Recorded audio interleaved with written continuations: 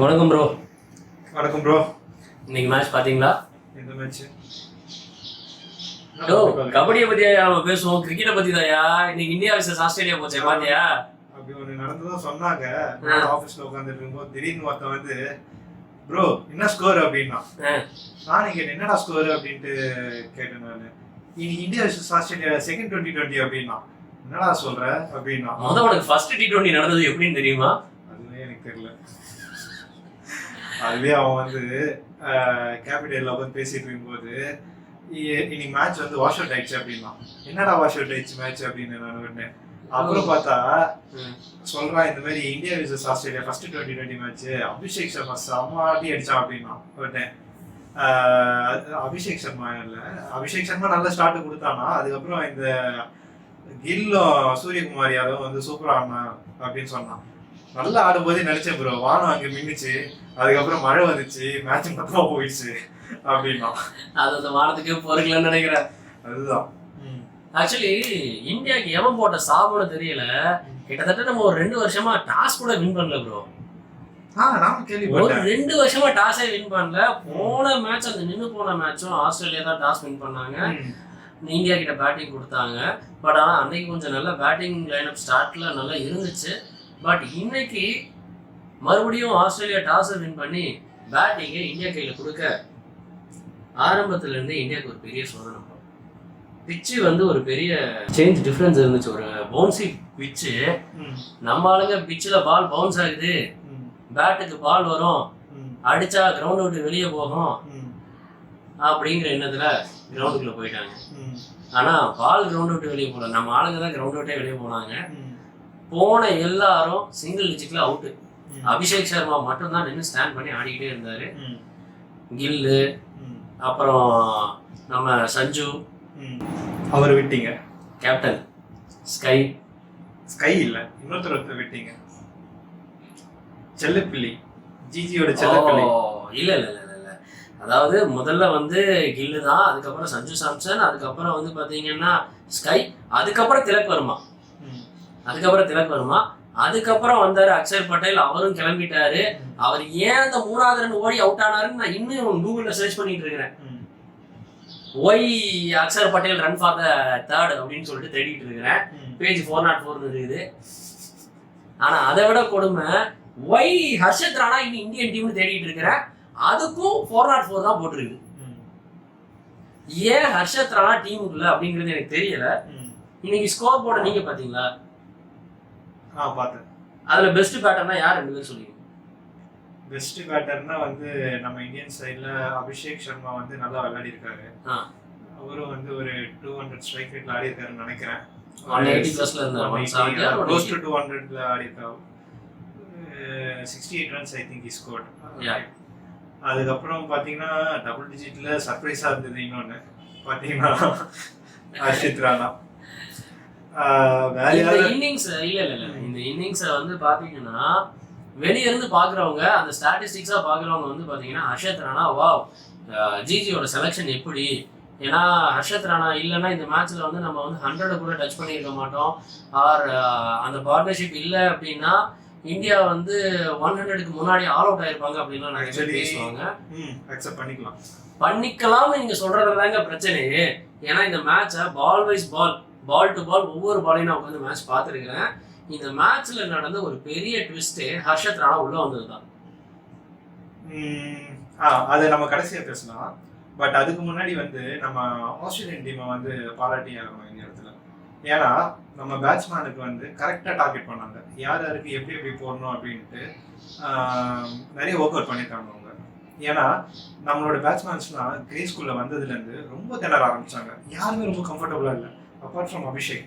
Okay, and நீங்கள் தப்பா எடுத்துக்காதீங்க, ஹர்ஷித் ராணாவும் வந்து கொஞ்சம் ஃபியர்லெஸ்ஸாக ஆடினான், இல்லைன்னா சொல்லலை. When compared to other batsmen அவன் வந்து பேட்டிங்ல ஒரு இன்டென்ட் காமிச்சான் எனக்கு தெரிஞ்சு ஹர்ஷித் ராணா. ஜி ஒரு நிமிஷம் ஜி, சஞ்சு 2 மேட்ச் ஆடலன்னா சஞ்சுக்கு ஜிஜி வாய்ப்பு கொடுக்க மாட்டாரு, சரிங்களா? ஆனானப்பட்ட திலக் வர்மாவே இருந்தாலும் நீ வீட்டுக்கு போப்பான்னு அனுப்புவாரு. ஆனா நீங்க தொடர்ந்து 5 மேட்சுமே ஹர்ஷத் ராணா டக் அவுட் ஆனாலும் சரி, தொடர்ந்து 5 மேட்ச் 4 ஓவருக்கு 60 ரன் கொடுத்தாலும் சரி, ஹர்ஷத் ராணா டீம்ல இருப்பாரு. அதனால அவர் ஃப்ரீயர்லெஸ்ஸா இல்ல, கேர்லெஸ்ஸாவே விளையாடுவாரு. சரிங்களா? சம்பந்தம் இல்லாம அவர் ஃபியர்லெஸ்ஸாலாம் ஆடுனாருன்னு சொல்லாதீங்க. பட் ஆனா என்ன சொல்றதுன்னா, இன்னைக்கு அந்த ஹோல் ஸ்கோர் கார்டை பார்க்கும்போது after Abhishek Sharma there is a person called Ashit Rana who scored in double digit. அவ்வளவுதான். நான் வந்து என்ன சொல்றேன்னா, அஷித் ரானாக்கு டிஃபெண்ட் பண்ணல எல்லாரும் சொன்னாங்க, நீங்க சொன்னீங்க. பட் உண்மையிலே வந்து அவனும் ஆடலனா அந்த ஒரு 125 கூட வந்திருக்காதுன்றதுதான் என்னோட கருத்து. நீங்க டெஸ்ட் மேட்ச்ல ஹையஸ்ட் ரன் இன் சிங்கிள் ஓவர்னு சர்ச் பண்ணுங்க. யார் வருவா தெரியுமா? Any guess? I think Virender Sehwag. நீங்களாம் 90s கிட்ஸ், அதுக்கப்புறம் கிரிக்கெட்டே பார்க்கலாம்னு நினைக்கிறேன். ஆக்சுவலி டெஸ்ட் மேட்ச்ல highest run in single over வந்து பாத்தீங்கன்னா ஜஸ்பிரீத் பும்ரா. எனக்கு அந்த பேர் கூட சரியா வாயில வராது. ஜஸ்பிரீத் பும்ரா தான் வந்து பாத்தீங்கன்னா டெஸ்ட் மேட்ச்ல ஒரு ஓவர் அதிக ரன் அடிச்சாரு.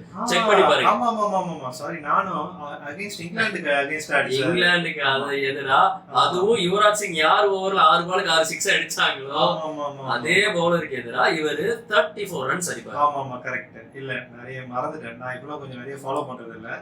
நீங்க சொன்ன உடனே எனக்கு டக்கு ஸ்ட்ரைக் ஆகல. இப்போ அந்த ஸ்டாட்டிஸ்டிக்ஸ் படி பாத்தீங்கன்னா Bumrah one of the best batsmen in test cricket. இதை நீங்க அக்செப்ட் பண்ணிப்பீங்களா?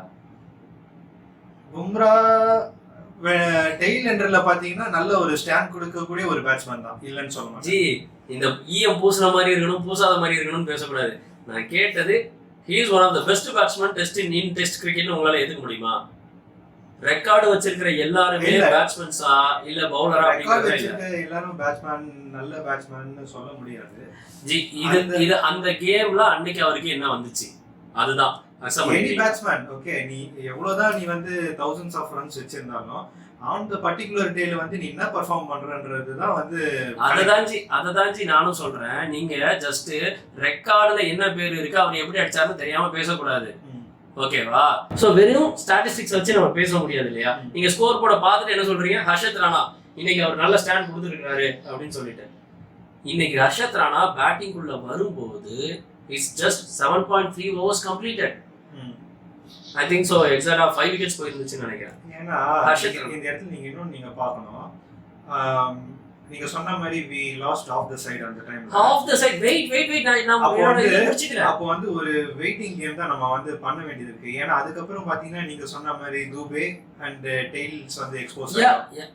அந்த டைம்ல ஆப்போசிட்ல ஹர்ஷத் ராணாக்கு ஆப்போசிட்ல வெறும் 13 பால்ஸ்ல 34 ரன்ஸ் அடிச்சிட்டு அபிஷேக் சர்மா வெயிட்டிங்.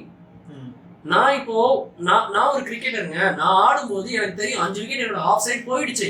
நான் விக்கெட் லூஸ் பண்ணக்கூடாது. I accept that. நான் விக்கெட் லூஸ் பண்ண மாட்டேன், லூஸ் பண்ண விரும்பல. ஆனா என்ன பண்ணுவேன், என் ஆப்போசிட் சைட்ல பேட்ஸ்மேன் இருக்கிறான். ஐ அம் a bowler. moreover I am an all rounder. Okay, நான் ஒரு ஆல் ரவுண்டர். நான் இப்ப என்ன பண்ணுவேன், ஒரு ஸ்டாண்டர்ட் பேட்ஸ்மேன் இருக்கும்போது விக்கெட் லூஸ் ஆகக்கூடாது. அண்ட் as well as இது T20, இது வந்து ஒன் டே மேட்ச் கிடையாது, இல்ல இது டெஸ்ட் மேட்ச் கிடையாது. சோ நான் சிங்கிள் தட்டி ரொட்டேட் பண்ணி அவங்க கிட்ட பேட்டிங் கொடுத்தா போதுமே. அவன் ரன்ன ஸ்ட்ரைக் எடுக்கிறான் எடுக்கல எதுனாலும் ப்ராப்ளம் இல்லையே, நான் ரொட்டேட் பண்ணி அவங்க கிட்ட ஸ்ட்ரைக் மட்டும் தான் கொடுக்கணும். இதுதான் என்னோட வேலை.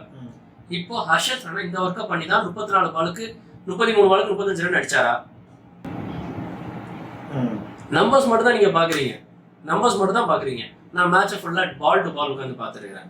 ஹர்ஷத் ராணா என்ன பண்ணாரு அப்படின்னு பாத்தீங்கன்னா 7.3ல இருந்து 15.2 வரை கிட்டத்தட்ட நடுவில் எக்ஸாக்டா சொல்லணும்னா நடுவில் 47 பால்ஸ் இருக்கு. இந்த 47 பால்ஸ்ல 34 பால்ஸ் ஹர்ஷத் ராணா பிடிச்சிருக்காரு.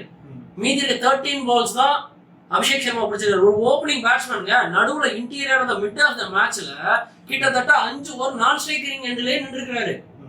மோர் தென் 5 overs. அவர் என்ன பண்ணிருக்காரு, இப்போ டோட்டல் ரன்ஸ்ல பாருங்க, அவர் 68 ரன்ஸ் அடிச்சிருக்காரு. அப்படின்னா இந்த ஹர்ஷத் ராணாவோட 30 பால்ல ரொட்டேட் பண்ணி சிங்கிள மட்டும் அபிஷேக் சர்மாட கொடுத்திருந்தா இந்தியா நியர்லி ஒரு நல்ல டார்கெட் 150+ போயிருந்திருப்பாங்க. ஆக்சுவலா அந்த டைம்ல ஆஸ்திரேலியாவோட bowling ஃபீல்டிங் ரொம்ப நல்லா இருந்ததுன்றத நம்ம வந்து ஒத்துக்கிட்டு தான் ஆகணும். நான் ஆஸ்திரேலியாவை குறையே சொல்லலங்க, நான் ஆஸ்திரேலியாவை குறை சொல்லல. நான் கேக்குறது அபிஷேக் சர்மா ஸ்ட்ரைக் வேணும்னு சொல்லி நெக்லெக்ட் பண்ணிட்டு போயிட்டாரு நீங்க சொல்றீங்களா? அந்த டைம்ல வந்து ஆஸ்திரேலியா வந்து ரொம்ப நல்லா bowling போட்டுட்டு இருந்தாங்க. அவ்வளவு ஈஸியா அதே bowling ஏதாச்சு ஜி அந்த bowling ஏதாச்சு அபிஷேக் சர்மா நாரா கிழிச்சாரு. கரெக்ட் தான், இல்லன்னு சொல்லல. பட் வந்து அந்த ஃபேஸ்ல வந்து இவங்களுக்கு வந்து ஒரு ப்ரெஷர் பில்டப் ஆயிடுச்சு. ஏன்னா இதுக்கப்புறம் பாத்தீங்கன்னா பேட்ஸ்மேன் துபே தவிர யாரும் இல்ல. அதுக்கப்புறம் நம்ம வந்து ஒரு துபேவை நீங்க எதுக்கு ஒளிச்சு வச்சிருக்கீங்க? இல்ல அதுதான் துபேவை எதுக்கு ஒளிச்சு வச்சிருக்கீங்க? உங்களோட டார்கெட் என்ன வந்திருக்கோன்றதுன்னா இவங்க ஓரளவுக்கு ஸ்டாண்டு கொடுத்துட்டு துபே வந்து கடைசியில வந்து ஒரு 2-3 ஓவர்ல வந்து கொஞ்சம் துபே ஒரு ஃபாஸ்ட் 20 பவுலிங்ல அடிக்கிற மாதிரி துபே ஃபாஸ்ட் பவுலிங்ல ஆடுனதா சரித்திரம் கிடையாது. இல்ல துபேவை யூஸ் பண்றதே ஸ்பின்னருக்கு தான். சரிங்களா? இவங்க வந்து என்ன நினைச்சிட்டாங்கன்னா நீங்க சொன்ன மாதிரி அந்த 7 ஓவர்ஸ்ல இந்தியா ஆஃப் தி சைடு போயிட்டு வந்தேன் ஒரு 20 ஓவர்ஸ் கோட்டா ஃபுல்லா ஆட மாட்டாங்க அப்படின்றதுதான். இவர் யாரு அடுத்த ஜிஜி மாதிரி பேசிட்டு இருக்காரு. அதுதான் விஷயம். ஓகே, நீங்க வந்து 20 ஓவர்ஸ் வந்து ஆடினா ஒரு நல்ல ஒரு 140 150 கிட்ட கொண்டு வரலாம் அப்படின்ற ஒரு மைண்ட் செட் தான் அவங்க வந்திருப்பாங்க when they lost off the side அப்படின்னும் போது. ஸோ அதுக்கப்புறம் டிஃபெண்ட் பண்றதுக்கு ஒரு ரன்ஸ் இருக்கும், நம்ம வந்து இருக்கிற போலிங்கை வச்சு நம்ம எப்படியாவது கண்டெயின் பண்ணிடலாம் அப்படின்றது அவங்க திங்க் பண்ணியிருப்பாங்க. ஸோ அதனால தான் வந்து ஒரு வெயிட்டிங் கேம் இன் பிட்வீன் வந்து விக்கெட்ஸை விட்டுடக்கூடாதுன்ற ஒரு காரணத்துக்காக தான் அதை வந்து அவங்க வந்து ஸ்லோவாக ஆடி இருக்காங்க. ஆனால் அந்த time at the same time ஆஸ்திரேலியாவோட போலிங் ரொம்பவே நல்லா இருந்தது. நமக்கு வந்து எண்டில் வந்து எப்பவுமே ஒரு ஹிட்டர் வேணும். நமக்கு முன்னாடிலாம் வந்து ஃபினிஷிங் கேம் வந்து தோனி முடிச்சு கொடுப்பாரு இல்லைங்களா, இல்லைன்னா ஹர்திக் பாண்டியா இருப்பாங்க. இப்போ 2 பேருமே இல்லை சரிங்களா, தூபே மட்டும் தான் இருக்காரு.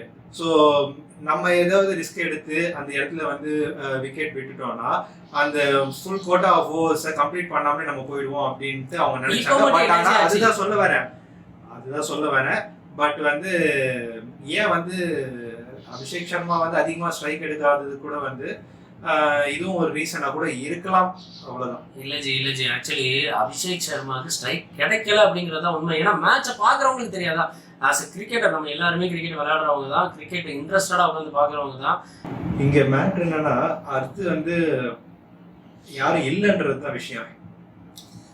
ஜி உங்களுக்கு அப்புறம் இப்ப நீங்க வந்து ஹர்ஷத் ராணாக்கு நீங்க ஏன் முட்டு கொடுக்குறீங்கன்னு தெரியல. நான் திரும்பவும் சொல்றேன், ஹர்ஷத் ராணா ஆடவே இல்லைனாலும் ஜிஜி வாய்ப்பு கொடுப்பாரு. இப்பவும் சொல்றேன், நான் ஹர்ஷத் ராணாக்கு முட்டு எல்லாம் கொடுக்கல. நான் ஆக்சுவலா பாத்தீங்கன்னா நான் யாருக்கும் சப்போர்ட் பண்ணல. இந்த மேட்ச்ல என்ன நடந்ததோ அதுதான் நான் பேசுறேன். சரி இந்த மேட்சை பொறுத்தவரை நீங்க வந்து பேட்டிங், இந்த மேட்சை பொறுத்தவரை நீங்க பேட்டிங்கை மறந்துடுங்க. ஏன்னா ஒரு டீம் பெர்ஸ்பெக்டிவ்ல இருந்து பார்க்கும்போது ஒரு கேப்டனும் கோச்சும் என்ன நினைச்சிருப்பாங்க அப்படின்றதுதான் நான் பேசுனே தவிர இங்க நான் எந்த ஒரு சிங்கிள் பிளேயருக்கும் சப்போர்ட் பண்ணி பேசல. நான் வந்து உங்ககிட்ட இப்ப பேசுறது வந்து மேட்சோட பாயிண்ட்ல தான் நான் பேசுறேன். மேட்ச் பாயிண்ட் தான் ஜி நானும் சொல்றேன். சரி பேட்டிங்கை விட்டுடுங்க. ஏன்னா நீங்க திரும்ப வந்து ஹர்ஷித் ராணாவே நீங்க தாக்கிட்டு இருக்கீங்க. இங்க பாருங்க, எனக்கு வந்து இங்க வந்து அவரை பத்தி பேசுறதுலாம் எந்த ஒரு இதுவும் கிடையாது. நீங்க இப்ப பேட்டிங் போர்ஷனை விட்டுடுங்க, பேட்டிங்கை விட்டுடுங்க. சரி வாங்க பவுலிங் போகலாம். பவுலிங்கில் இந்தியா என்ன பண்ணியிருக்கு, we just have in the bank just 125 runs தான் நம்மளோட அக்கௌண்ட்ல இருக்கு. ஆமா, ரொம்ப கம்மியா ஸ்கோர் பண்ணி. ஸோ இப்போ நம்ம பவுலிங் செஷன் எப்படி இருக்கணும், எவ்வளோ ஸ்ட்ராங்காக இருக்கணும், அண்ட் பவுலிங் செஷனை பொறுத்தவரை நம்ம கையில் இருக்கிறது ஜஸ்பிரீத் பும்ரா, ஹர்ஷத் ராணா, சிவன் துபே, அதுக்கப்புறம் ஸ்பின்னர்ஸில் அக்ஷர் பட்டேல், குல்தீப் யாதவ், வருண் சக்கரவர்த்தி. ஸோ நம்ம பிளான் பண்ணியிருக்கிறது இதுதான் பவுலிங் லைனப், 6 பேர். இதில் எத்தனை பேர் பால் போட்டிருப்பாங்கன்னு நீங்கள் நினைக்கிறீங்க? 4 பவுலர் தான் யூஸ் பண்ணிருக்கீங்க. அந்த 4 பவுலர் யாரெல்லாம் பாருங்க. ஜஸ்பிரீத் பும்ரா நம்ம T20 ஓப்பன் பண்ணுறது அவர் தான் மோஸ்ட்லி. So he started. அவர் ஓவர்லையுமே அடிபட்டு இருந்துச்சு, 4 ஓவர் கம்ப்ளீட் பண்ணியிருக்கிறாரு. அதுக்கப்புறம் வந்து பார்த்தீங்கன்னா குல்தீப் யாதவ் அண்ட் வருண் சக்கரவர்த்தி இவங்களுமே 4 ஓவர் கம்ப்ளீட் பண்ணிட்டாங்க. இதுக்கு நடுவில் ஹர்ஷத் ராணா மட்டும் 2 ஓவர் போட்டிருக்கிறாரு. இன்னும் அக்ஷர் பட்டேலையும் சிவன் துபேவையும் யூஸே பண்ணல. ஓகேவா, நீங்க நல்லா யோசிச்சு பாருங்க. பிச்சு பவுன்சி பிச்சு, நீங்க பேட்ஸ்மேன்ஸ் ஆட விட்டு பாத்துட்டீங்க. நம்ம 3 ஸ்பின்னர் வச்சிருக்கோம், 3 ஒரு ஃபாஸ்ட் பவுலர், 2 மீடியம் ஃபாஸ்ட் பவுலர்னே வச்சுக்கலாம். Harshad Rana as well as Sivan Dubey வந்து பாத்தீங்கன்னா மீடியம் ஃபாஸ்ட்னு வச்சுக்கலாம். பிச்சு தான் பவுன்ஸ் பிச்சு தானே, நமக்கான பவுன்ஸ் அவங்களுக்கும் ஆகும்ல. பவுன்ஸுக்கு ஃபீலிங் செட் பண்ணுங்க, பவுலரை பவுன்ஸ் போட வைங்க, 3 ஃபேஸ் பவுலரை யூஸ் பண்ணுங்க. நீங்க எதுக்கு ஸ்பின் பவுலர் இன்ட்ரோடியூஸ் பண்றீங்க? சரி ஸ்பின் பவுலர் இன்ட்ரோடியூஸ் பண்ணது இருக்கட்டும், ரன் போயிருக்குதான். ரன் எப்படி போயிருக்குன்னு பாத்தீங்களா? நீங்க வந்து பாத்தீங்கன்னா நம்ம குல்தீப் யாதவோட ஓவர் பாத்தீங்கன்னா ஒரே ஓவர்ல 20 ரன். சரி அதை விட்டுடுங்க, ஹர்ஷத் ராணாவை வந்து பவுலராகவும் கன்சிடர் பண்ணணும், பேட்ஸ்மேனாகவும் கன்சிடர் பண்ணணும். உள்ள திணிக்கிறீங்க நீங்க. இப்போ ஒரு பிளேயரை நீங்க உள்ள கொண்டு வரணும்னா அந்த பிளேயர் பெர்ஃபார்ம் பண்ணணும். சரியா பெர்ஃபார்ம் பண்ணலன்னா பெர்ஃபார்ம் பண்ற பிளேயரை நீங்க உள்ள கொண்டு வரணும். நீங்க இவன் இன்னைக்கு இல்ல என்னைக்காவது பெர்ஃபார்ம் பண்ணிடுவான்னு திணிக்கிறீங்க. இன்னைக்கு அதனால நடந்தது என்ன? நான் சொன்ன மாதிரி நீங்க வந்து 35 ரன் 34 பாலுக்கு அந்த டைம்ல அதுதான் பண்ண முடியும் நீங்க சொல்லி சமாளிச்சுட்டு இருக்கீங்க. ஒருவேளை அதுக்கப்புறம் அந்த சிவன் துபே மட்டும் 15 பால்ல 30 ரன் 40 ரன் அடிச்சிருந்தாருன்னு வைங்களேன், அந்த இடத்துல நீங்க என்ன பேசியிருப்பீங்க? இந்த இடத்துல வந்து ஹர்ஷத் ராணாவுக்கு பதிலா சிவன் துபேவே இறக்கி இருந்திருக்கலாம், கண்டிப்பா இன்னும் கொஞ்சம் பிளஸ் ரன்ஸ் எடுத்து கொடுத்துருப்பாருன்னு தான் நீங்க பேசியிருப்பீங்க. Hardik Pandya he's a proven player, prove பண்ணிருக்காரு. ஹர்திக் வந்து ஸ்குவாட்ல இல்ல, அவர் ப்ரூவ் பண்ணிருக்காரு. நீங்க யோசிச்சு பாருங்க, Hardik Pandya he proven something. And இப்போ வந்து பாத்தீங்கன்னா சிவன் துபேவும் ஒரு யங் பிளேயர் தான், பட் இவரை வந்து மேண்டேட்டரியா ஒரு பேட்ஸ்மேனாவது கன்சிடர் பண்ண முடியும். ஹர்ஷத் ராணாவை நீங்க என்னவா கன்சிடர் பண்ணி கொண்டு வரீங்க? பேட்ஸ்மேனா, பவுலரா, ஆல்ரவுண்டர் அப்படிங்கிறதுல இதுல இவர் ஸ்ட்ராங்கா பண்ணுவார். ஃபார் எக்ஸாம்பிள் ஹர்திக் பாண்டியா வந்து இம்பார்ட்டன்டான டைம்ஸ்ல பவுலிங்கும் நல்லாவே பண்ணுவாரு, ஒரு நல்ல ஃபினிஷரா ஒர்க் பண்ணுவாரு. அதே இது சிவன் துபே எடுத்துக்கிட்டீங்கன்னா, ஸ்பின் பவுலர்ஸ் வந்துட்டாரு அப்படின்னா சிவன் துபே உள்ள விட்டீங்கன்னா சாலிடா ஒரு 3 ஓவர்ல வந்து பாத்தீங்கன்னா 40 ரன்ஸ் அடிச்சு கொடுக்குற ஒரு பிளேயர் தான். அவர் பேட்ஸ்மேனாவே கன்சிடர் பண்ணிக்கலாம். பவுலிங் இவருக்கு ரெகுலரா பவுலிங் கொடுக்கறதே இல்லை சிவன் துபேக்கு, பட் கொடுத்தா பர்ஃபார்ம் பண்ணுவேன்னு சொல்லி போட்டு காமிச்சிருக்காரு. அண்ட் சிவன் துபே வந்து பாத்தீங்கன்னா ஒரு லக்கி சாமா தான் பார்த்தாங்க. இது நாள் வரை சிவன் துபே ஆன எந்த T20 மேட்சஸும் தோத்ததே கிடையாது. த ஃபர்ஸ்ட் மேட்ச் இதுதான் தோத்துருக்கு. என்ன பொறுத்தவரை இது சிவன் துபேவை லக்கி சாமா யூஸ் பண்றதுனால இல்ல, ஹர்ஷத் ராணாவை உள்ள வச்சதுனால நான் சொல்லுவேன்.